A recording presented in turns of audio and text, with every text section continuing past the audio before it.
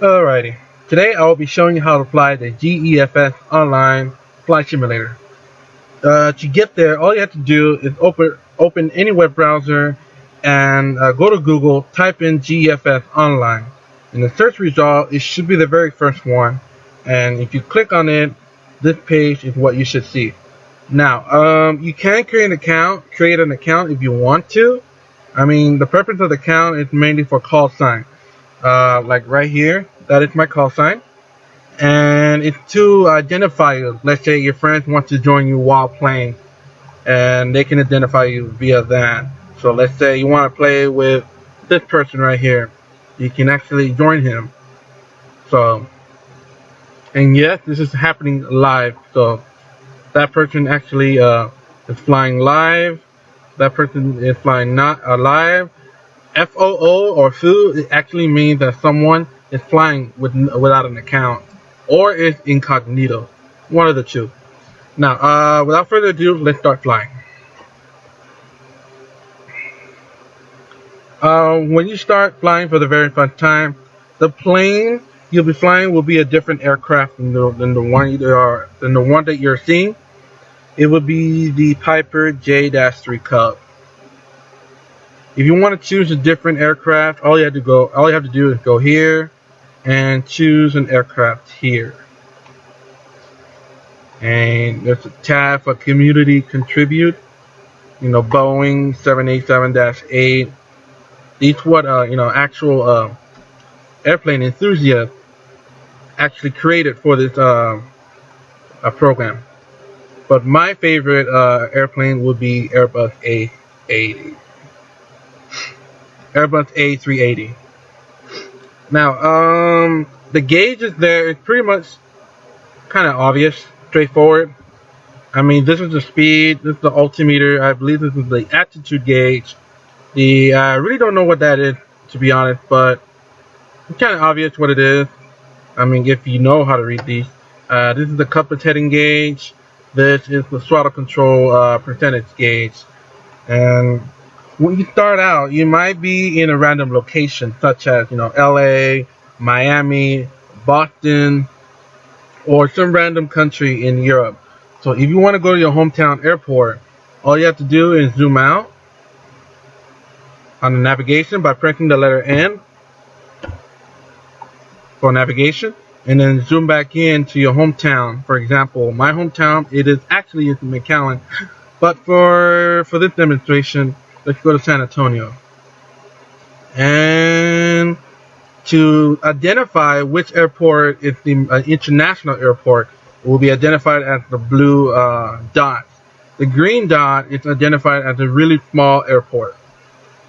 Okay, choose the that can sometimes happen when you leave the navigation unattended for a certain amount of seconds. To choose your desired landing takeoff point, and then click that dot and then click takeoff from, and here we are. Now the control, you have to go to if you're playing for the very first time, go to options, control, and then click on mouse, because if you're playing this for the very first time, you will see that the keyboard would already be chosen. So go ahead and click mouse. You can also use a joystick, but I personally don't know how to do it. So, and I kind of like the mouse because I'm already used to it, and yeah. Okay, let's go back to navigation. The controls. Okay, the brakes. The parking brake would be a semicolon. I mean, engage. That you can see right here in the very right hand corner in the bottom.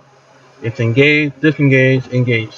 There's another form of parking brake. Well, not a parking brake, a brake.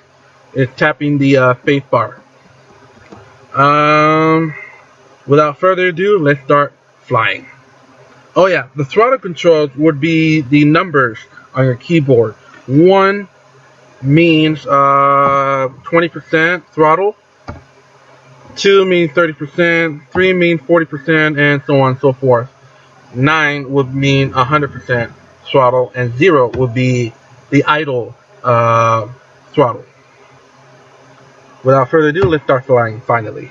By pressing the number 9, make sure you have your mouse in the very center if you are using the mouse.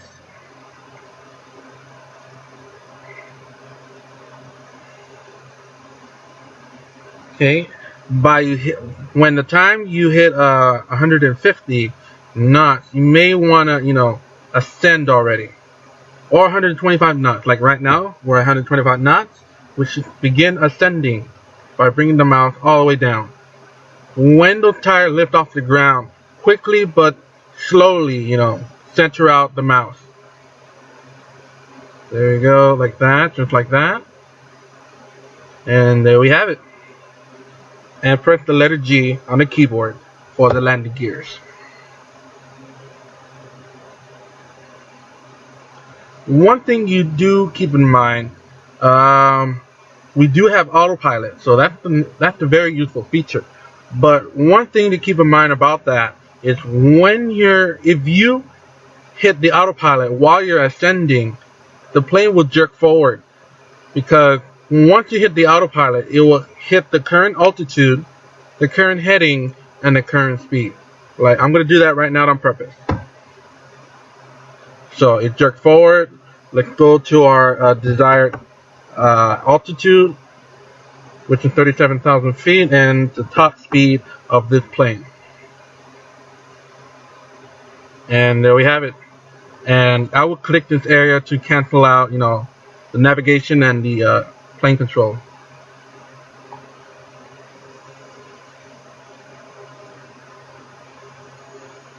And one thing you should know is the flight plan. Let's say you're navigating to Austin. What you want to do is highlight that button, green. Now click, let's zoom in a little bit. Click just a hair ahead of your position, and then you might want to click, where's the airport? That's right here. Click right here, take that center dot over here, and then get that dot ahead over here, and that way when the plane, I can be parallel with the plane with the line, and then I can turn straight over here. That way I can be straight with the airstrip. Right now I need to parallel my plane, which I believe is either 55 or 60. I want to say 60. And it will automatically turn for you. If you look at all the gauges, I'm pretty sure you know what they do. And by the way, this navigation is by Google, but this map is not. It's actually by Cesium right here that you can see behind the gauge. And already I went over the parallel. Or I went over the line. I want it to be under here, and that way I can have enough room to turn straight over here, rather than have a little room to turn here.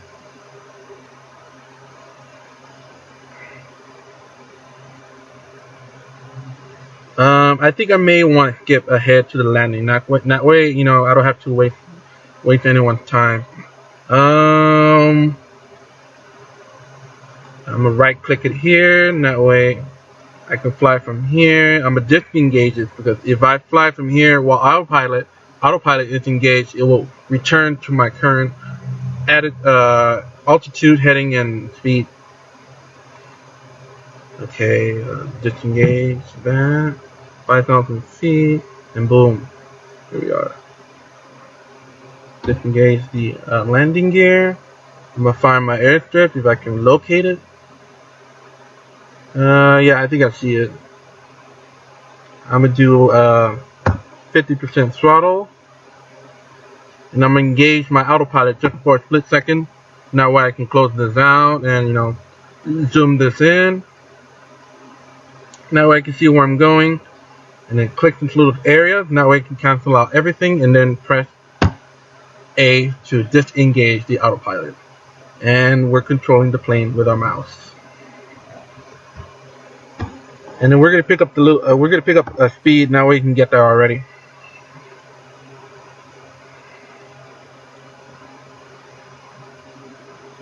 Yeah, I hope this video will be a little better than my last flight simulator video, because on my last video I started like crazy, and and people did not appreciate that, so they disliked it. So, and I really don't care if they dislike it. They can dislike it for all I care.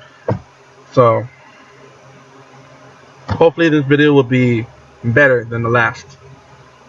And if you're one of those viewers that saw that, I'm very sorry that I wasted your time. Okay, right now I want to decrease speed. When you're about to land, make sure that you're under 200 knots. I'll show that right now. When we get there, I'll demonstrate that. Okay, we're really close, so I should just engage the landing gear early. That landing gear also, decreases your speed as well. I mean, as you can see, it's engaging very slowly, so it's always be safe to engage your landing gear early. And one thing I did forget to demonstrate is the camera angles. So you know what? I'll demonstrate that when we land.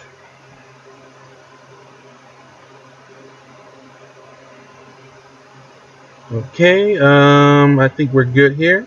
My speed just over 200 knots, which is where we should be when we're about to land. So I'm gonna turn my plane a little bit to the right because I'm kind of crooked here.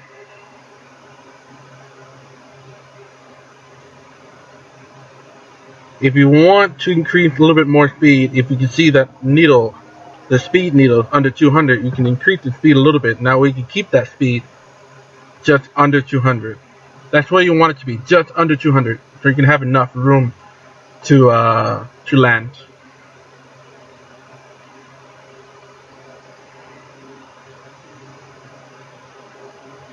Okay,